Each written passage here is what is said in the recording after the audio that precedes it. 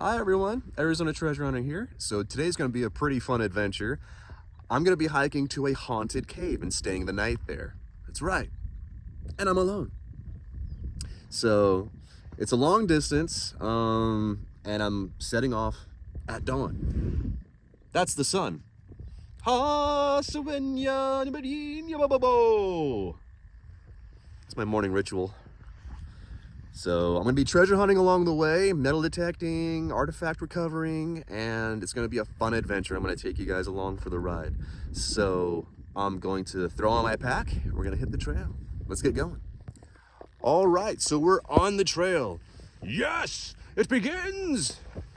Now, I'm actually not going to be at the cave until nightfall, which is perfect because if you're going to be at a haunted cave, you should be there at nighttime, right?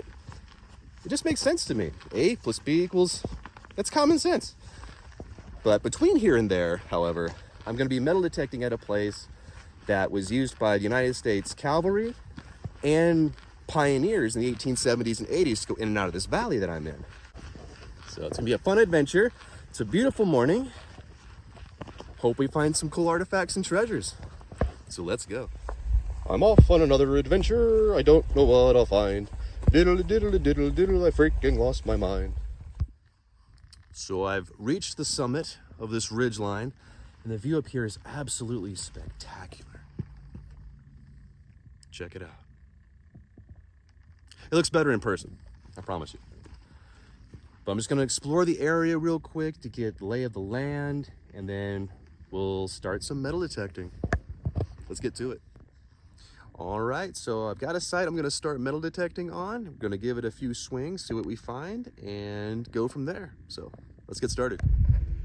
All right, first hit of the day.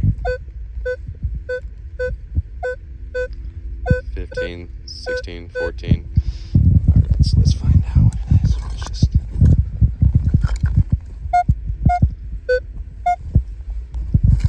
Let's see. Oh, there it is. I can see it.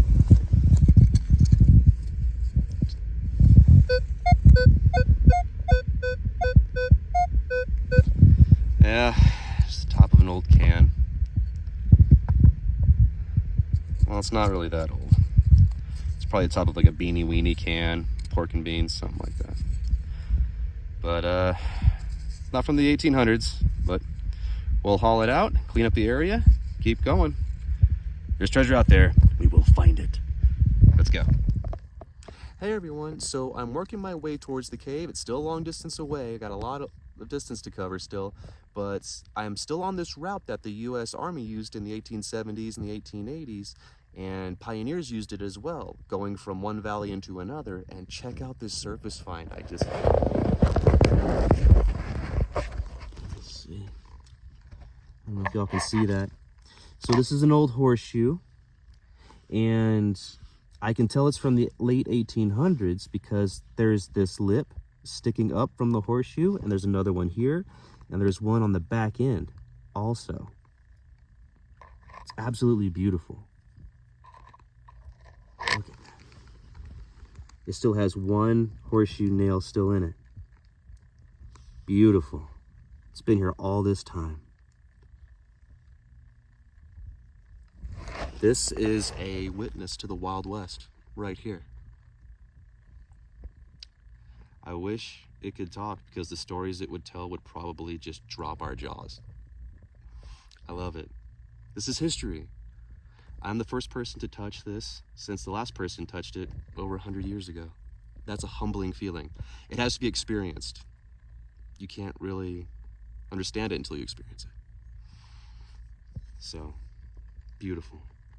All right, on to the next hit. Okay, so we got another hit here. I'm not using discrimination on the metal detector, so I'm looking for any artifact. It doesn't matter if it's non-ferrous or ferrous metal. So this one's -4.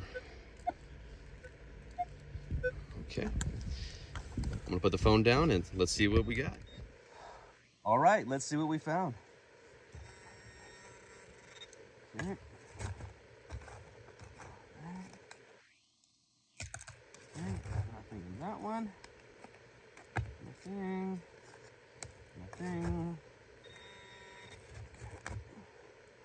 Where are you, my friend? Be a gold coin. Hey! Yeah. Hey, there you are. I see you. Yep. All right, so check this out. It's a little buckle. It's probably a buckle to like a bridle, which goes over the head of the horse, and it connects pieces of leather, which connects to the bit and everything. That way you can control the horse, steer the horse. Or it could be a buckle off of like a saddlebag, or even like a haversack or a knapsack, which is what soldiers used to wear. Carried food, supplies, even personal items. So who knows? But got a little buckle. How cool! My little buckle. I love it. Very cool. I just love history. I love it. So on to the next hit. Let's see what else is here. So I got another surface find here. This is beautiful. Look at this. I'm gonna touch it. All right. Look at that. It is. It's a miner's spike.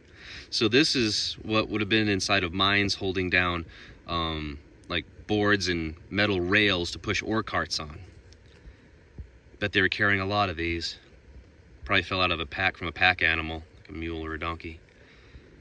Very cool. I'm so happy. Look at this. This is a piece of history. I love this trail. This is a really cool day. I'm really loving the artifacts I'm finding.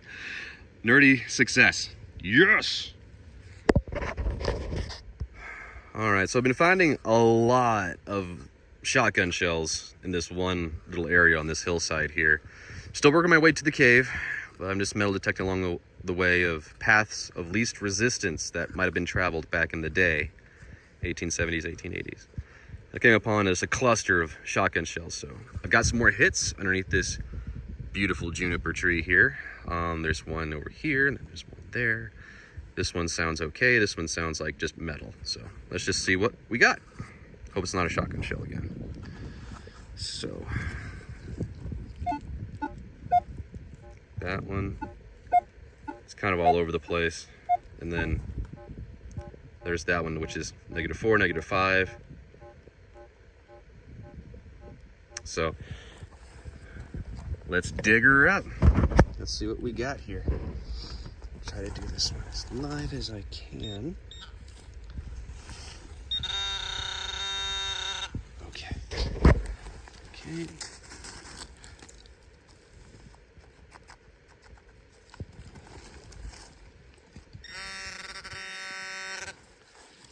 Please don't be another shotgun shell. Oh. It is 12 gauge. Damn you! Yeah. Shotgun shell. Again. But anyway. You win some, you lose some. So, on to the next hit, which is right over there. Let's go. Do.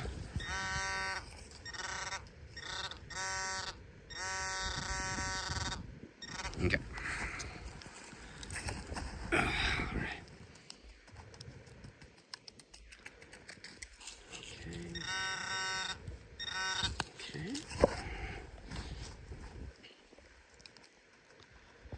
It's hard to do this with one hand, so. Okay, do.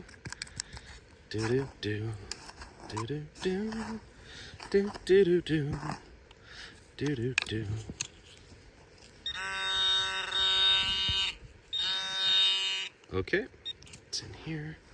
Oh, look at that. Hey, oh, come back here. It's another miner spike. It's a little one, though. It's not the size that counts.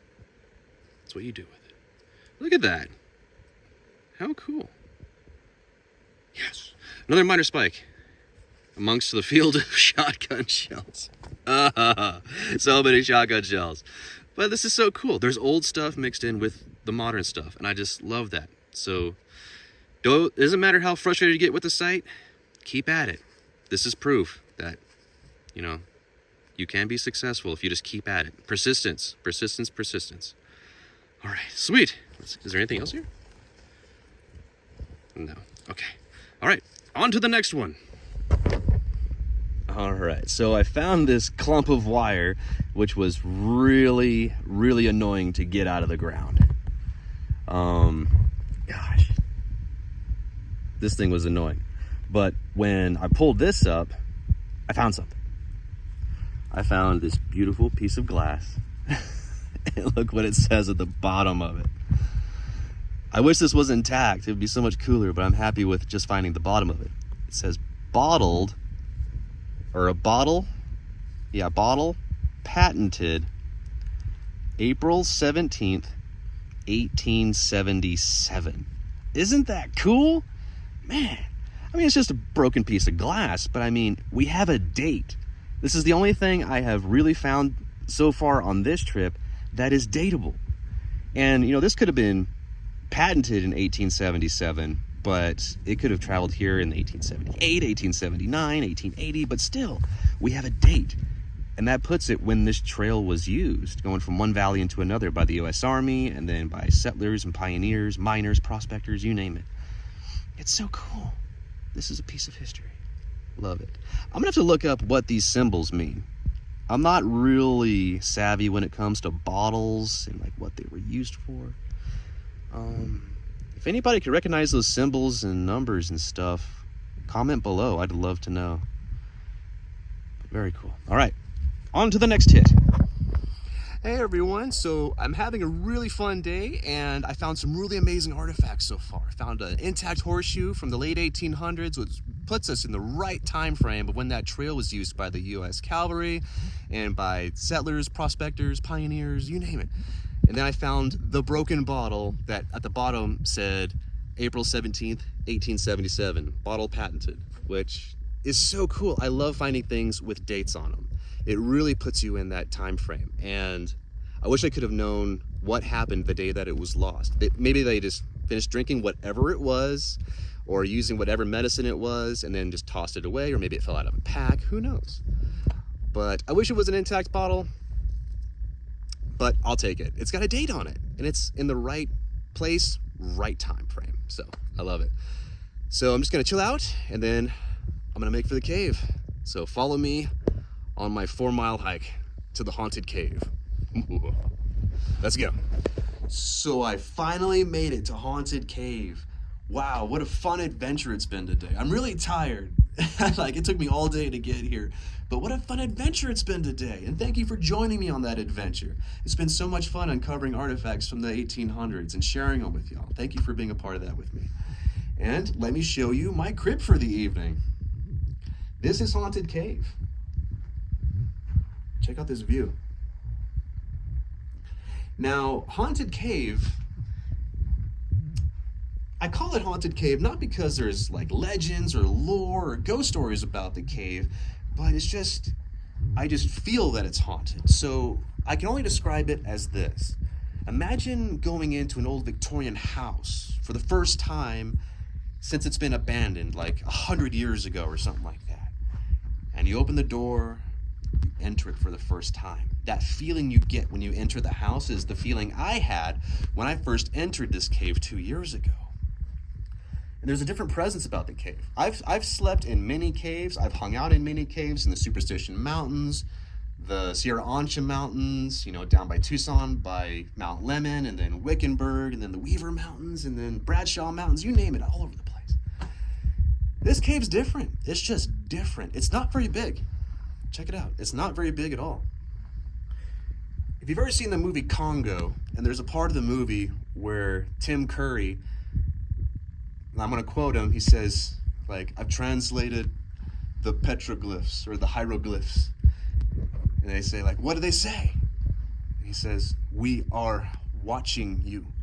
Like, that's what this cave feels like. It feels like it's watching you. So I can't really explain the feeling that I get at this place. You only have to, like, you have to experience it. I can't even talk. But this place it's such a beautiful view. It's serene, surreal. But also there's like this presence about it that just reminds you that, like, I don't know if I want you here. Like, that's the feeling I get about this place. And so what I'm gonna do is set up a bedroll right there. I'm gonna clear some rocks away, and I'm gonna set up my bedroll, and I'm gonna stay the night here. And I might or might not have brought some ghost hunting equipment. I don't know. But what I'm gonna do is set up a fire pit on the outside of the cave, and I like to leave as little of a footprint as possible. What I'm gonna do is wrap up this part of the video, and be sure to stay tuned for part 2 of me actually sleeping inside of this cave, and I'm gonna tell ghost stories. We'll do it by candlelight. It'll be really cool. I would actually want to do the entire thing, like the entire segment of the next part of the video in this cave. So that's probably what I'm gonna do. So I want to thank everybody for joining me on the adventure today. It was such a wonderful adventure. And be sure to like, share, and subscribe, and click that bell for future notifications.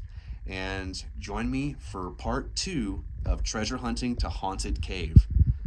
Stay safe, stay alive, keep treasure hunting.